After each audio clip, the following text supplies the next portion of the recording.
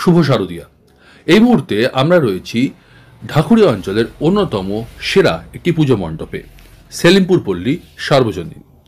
সেলিমপুর পল্লী সার্বজনীন ঢাকুরিয়া অঞ্চলে ঢাকুরিয়া ব্রিজ পার করে যে রাস্তাটি মৌচাকের পাশ দিয়ে চলে যাচ্ছে, যে গলিটি, সেই গলি ধরে এগোলেই আপনি পেয়ে যাবেন সেলিমপুর পল্লীকে।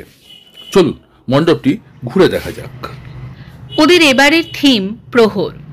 প্রহর অর্থাৎ সময়, সেই সময়েরই এক একটি খণ্ডচিত্র, যেখানে প্রতিটি মুহূর্ত, প্রতিটি ছায়া, আলো, স্মৃতি ও প্রতীক্ষা জন্ম দেয় অনুভব, জাগায় উপলব্ধি ও আঁকে জীবনের নতুন নতুন মানচিত্র। সেলিমপুরের এবারের পুজো এই প্রহরগুলোর মধ্যেই খুঁজে নিয়েছে দেবী দুর্গার আবির্ভাবকে।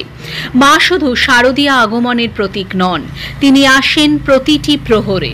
যখন আমরা সাহস হারাই, যখন আমরা কারো পাশে দাঁড়াই, যখন একটা প্রজন্ম শিখে নেয় দাঁড়াতে, তখনই তিনি এসে আমাদের ছুঁয়ে যান। প্রহর অর্থাৎ ভিতরে ছুঁয়ে যাওয়া এক একটা আত্ম অন্বেষার প্রহর, যেখানে আমরা মুখোমুখি হই নিজের সাথে, নিজের চাওয়া, নিজের না পাওয়া, বিশ্বাস আর ভালোবাসার সাথে।